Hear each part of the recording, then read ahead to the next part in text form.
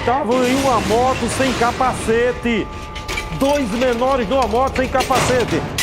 E o motorista na contramão. Todo mundo errado, errando todo mundo, Irã Barbosa. Irã, comigo ao vivo, Irã. Solta a língua de aço. Samuca Duarte.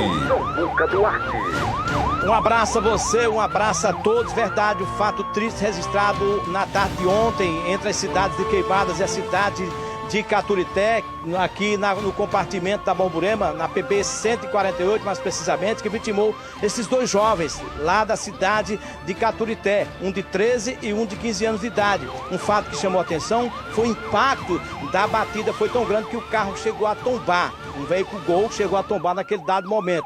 Segundo informações, os garotos estavam sem capacetes. Uma outra informação é que o homem estava na contramão. Então, duas posições aí para a justiça, dois erros na verdade. Os jovens por estarem pilotando a moto pelo fato de ser de menores e o homem que estava na contramão. Eu estou aqui com o delegado, doutor Elias Rodrigues, delegado aqui da cidade de Queimadas, irá conversar conosco. Delegado, de que forma o senhor recebeu essa informação no dia de ontem? Boa tarde. Pois é, nós fomos acionados e aí, de imediato, o delegado plantonista acionou as perícias, né?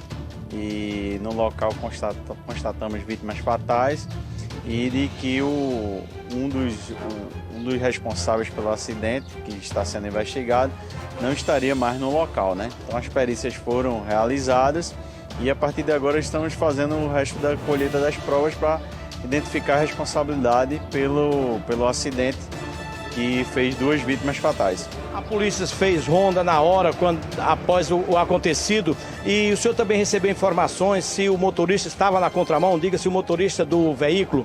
Esses fatos ainda estão sendo apurados em sede de prova testemunhal e o motorista vai ser identificado. Eu soube que o advogado já está constituído para apresentá-lo e apresentar a sua qualificação.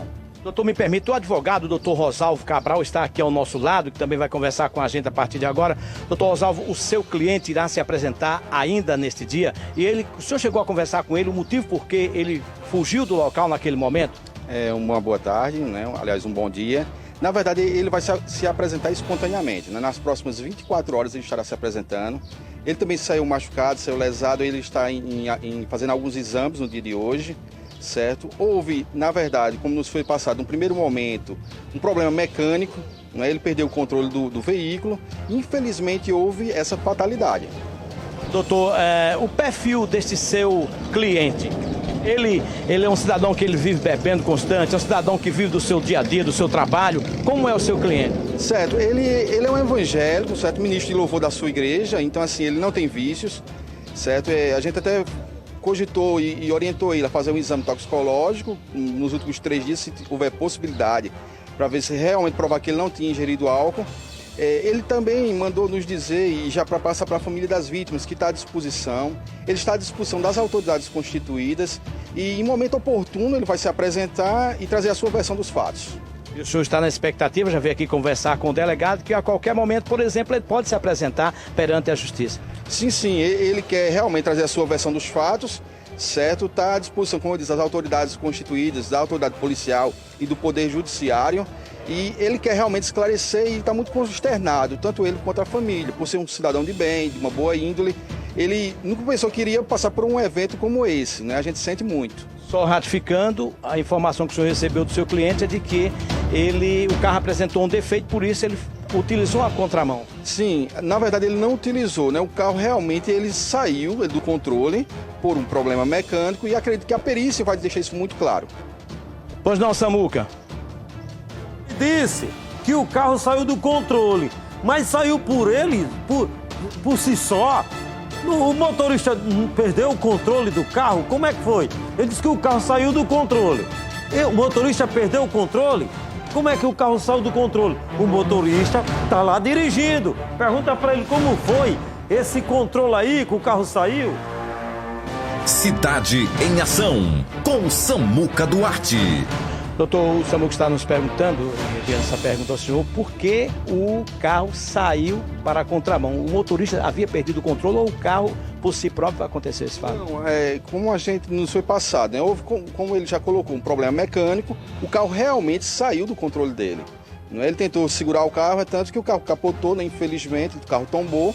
Mas o carro que saiu, devido a esse problema mecânico, né? Não foi uma manobra, não foi, assim, não houve, na verdade, o dolo da parte dele. Também não houve culpa no sentido de ser imprudência, imperícia ou negligência, não. O que houve foi um problema mecânico, um caso de força maior. Ele falou que vinha em alta velocidade. Eu não posso te passar essa informação no momento, né? A gente não chegou a comentar alguns detalhes, tá entendendo? Eu tive só um momento com ele por telefone, mas eu já coloco que ele está à disposição das autoridades, como já falei anteriormente, e também das famílias das vítimas, para qualquer ajuda, né, aquilo que estiver ao alcance dele. Ok, aí o doutor Rosalvo, doutor Elias Rodrigues, delegado, de que forma o senhor viu aí o depoimento do advogado de defesa do condutor do veículo? É importante a gente já ter essa identificação. Tínhamos um objeto apreendido dentro do veículo, que é Que objeto? um notebook, né, que provavelmente a gente ia chegar a essa identificação. E agora vamos colher todas as provas para saber realmente quem foi o responsável pelo acidente. O senhor recebeu alguma informação se os rapazes da moto estavam em alta velocidade ou o próprio condutor? O senhor chegou a receber essa informação também? Essas informações estão sendo colhidas, né, e por enquanto a gente vai preservar. Mas estamos colhendo as provas testemunhais que, somadas à prova técnica da perícia, vai permitir que a gente conclua a responsabilidade ou não da pessoa que sobreviveu ao acidente. Obrigado, doutor Elias Rodrigues, delegado aqui da cidade de Queimadas. Também o doutor Rosalvo Cabral, advogado do condutor do veículo Gol, envolvido no acidente de ontem entre as cidades de Queimadas e a cidade de Caturité. O corpo do adolescente de 13 anos, o Zé Carlos, está sendo velado na Câmara Municipal da cidade de Caturité. Já o corpo do Pedro Vitor, de 15 anos de idade, está sendo velado no sítio Curralinho, que é zona rural e onde residem os familiares da vítima. Eu volto com você. Me dê a imagem aqui, produção, do carro. A imagem do carro, o carro todo amassado. Vamos lá. Me escuta bem. Bota a imagem aqui do carro. Ele tá todo, entendeu? A frente praticamente destruída. Presta atenção. Pilotar de moto tem que ter o capacete, principalmente em BR.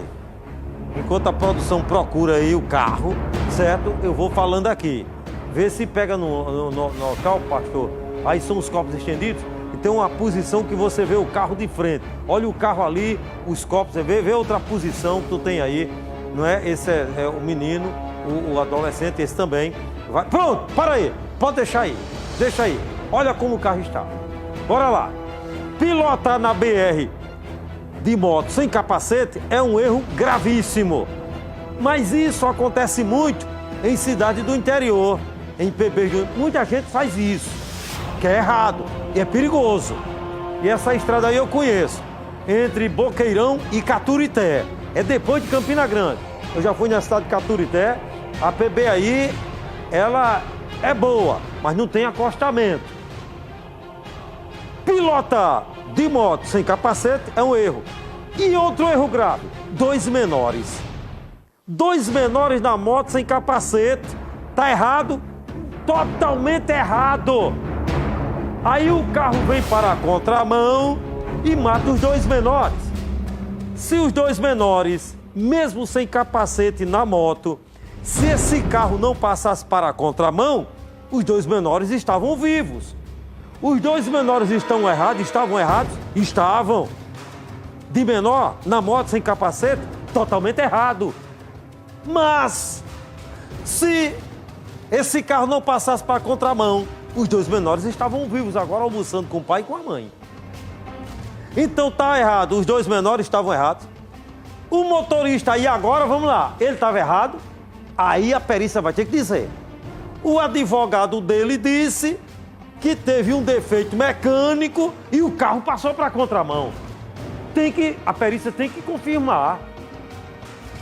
Se foi verdade, aí o motorista, ele está livre da culpa. Por quê? Porque não depende dele. Se eu estou no meu carro e um pneu voa ou tora a barra da direção, ou alguma coisa falha mecânica, e o carro puxa para outro lado sem eu poder, como o homem ontem na Beira-Rio, o motorista do caminhão. Ali foi um acidente, ele não tinha como evitar. Se ele tivesse batido naquele carro branco que nós mostramos ontem, tinha morrido a mulher e a criança. O cara do caminhão não era culpado. Certo? Então, nesse caso aqui tem que ser feita a perícia. A culpa é do motorista do carro, é ou não é? Tem que se analisar. Se é verdade o que está dizendo, a perícia vai dizer. Olha, deixa eu chamar o Derimar, o caso aqui, Derimar e Gilson, que eu tenho uma bomba sobre a família.